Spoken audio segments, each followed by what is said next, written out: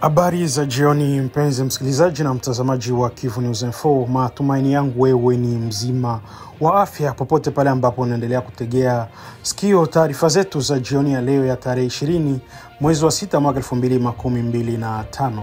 Hii ni Kivu News Info, tunaendelea kutolea matangazo yetu tukiwa mashariki mwa Jamhuri ya Kidemokrasia ya Kongo. Na basi kama ndo mara kwanza unakutana nasi kwenye mtandao wa YouTube, na kuomba kufanya kitu kimoja mpenzi msikilizaji, usisahau kusubscribe, kulike, comment na kushare.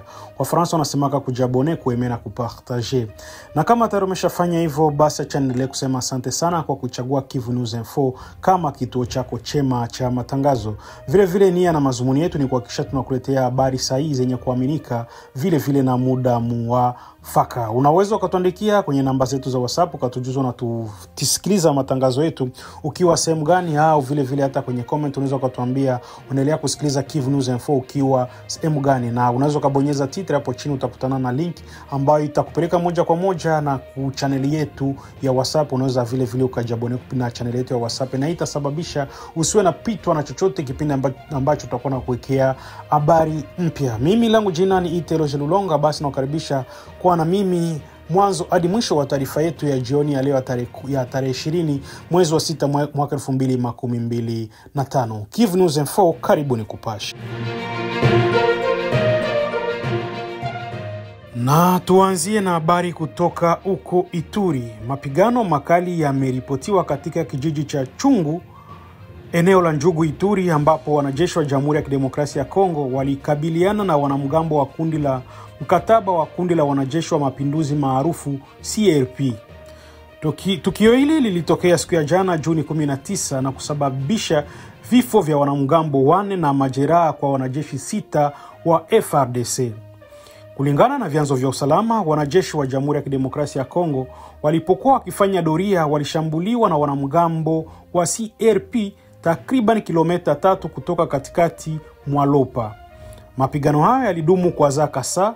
Jeshi limeripoti kuwakamata washambuliaji 4 na kupata silaha kadhaa. Luteni Jile Ngongo, msemaji wa jeshi huko Ituri, amezibitisha kuwa wanajeshi 6 wa Jamhuri ya Kidemokrasia ya Kongo walipata majeraha madogo.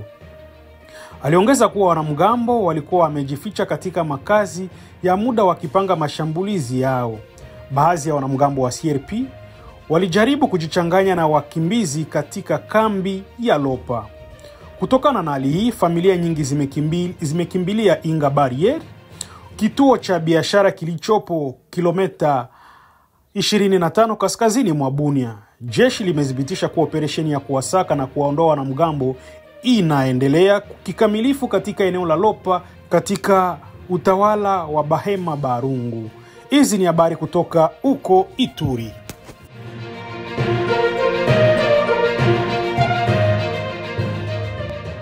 Rais Felix Tshisekedi akutana na gavana wa Kivu Kusini kuhusu hali ya usalama na amani. Kinshasa, DRC. Alhamisi katika jiji la Umoja wa Afrika mjini Kinshasa, Rais wa Jamhuri ya Kidemokrasia ya Kongo Felix Antoine Tshisekedi alimpokea gavana wa jimbo la Kivu Kusini Jean-Jacques Purusi. Mkutano huo ulijikita katika hali ya makubaliano ya mstari wa mbele na hali ya utendaji wa vikosi vya usalama katika eneo hilo. Baada ya mkutano huo, gavana Purusi alieleza kuwa vikosi vya kawaida vya DRC vinafanya kazi vizuri kwa msaada wa wazalendo. Pia ilibainisha kuwa Rais Tshisekedi amezamiria kukomesha mkasa na mateso yanayowakabili wakazi wa Kivu Kusini na Kaskazini. Gavana Purusi alithibitisha azma ya rais na ya kuimarisha diplomasia ya kushambulia zaidi. Alitangaza uwezekano wa kuitia saini makubaliano ya amani kati ya Jamhuri ya Kidemokrasia ya Kongo na Rwanda. Kamanda mkuu amenihakikishia kwamba vita viko nyuma yetu, alisisitiza gavana Purusi wa Kivu Kusini.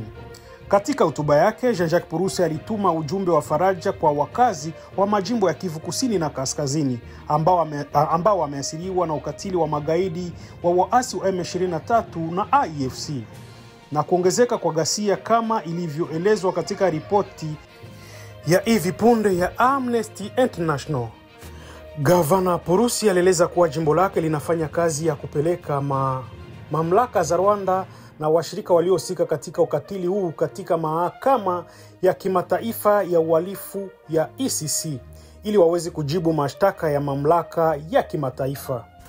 Akihutubia wakazi wa majimbo hayo mawili ya Kivu, Jean-Jacques Purusi alitangaza kuwa Rais Felix Antoine Tshisekedi amezamiria kuboresha hali ya maisha ya jeshi na vikosi vya usalama. Alitoa rambirambi zake kwa familia za walioanguka mstari wa mbele na raia wa amani waliouawa na ukatili wa uvamizi wa Rwanda kupitia wasaidizi wake wa AFC pamoja na M23.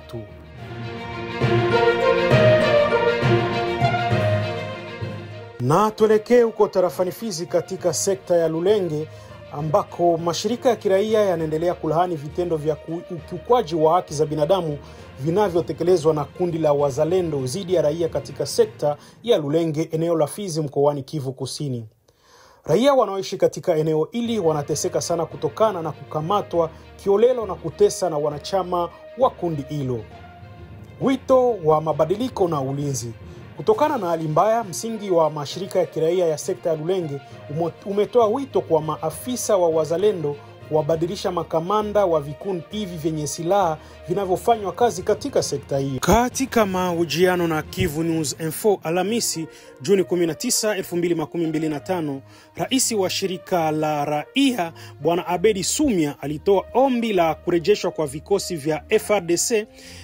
Na katika sekta hiyo, lengo ni kulinda wakazi dhidi ya vitendo vya unyanyasaji vinavyofanywa na wanachama wa makundi yenye silaha ya wazalendo, hasa vitisho na ukatili unaofanywa dhidi ya raia bila sababu.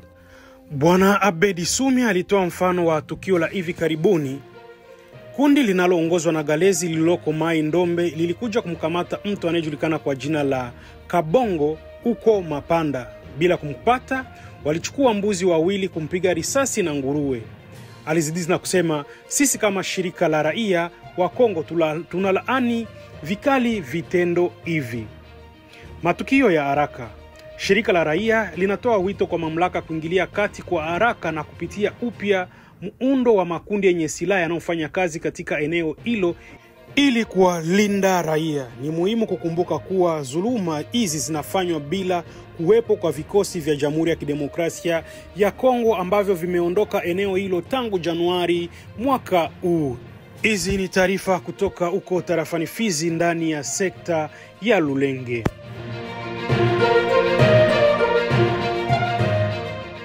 Na tuelekee huko Bukavu ambako taarifa zinaeleza kuwa waasi wa M23 wamemshimika sasa rasmi Bwana Mbusu Bwangi Shombe Patrick kama gavana mpya wa jimbo la Kivu Kusini. Uteuzi huu umefanyika katika maeneo yanayodhibitiwa na waasi wa M23 ikiwemo Bukavu, mashariki mwa Jamhuri ya Kidemokrasia ya Kongo. Bwana Mbusu Bwangi anachukua nafasi ya Emmanuel Birato ambaye ameripotiwa kuimarishwa baada ya kwenda kwenye majukumu mengine ndani ya uratibu wa waasi hao wa M23 na AFC.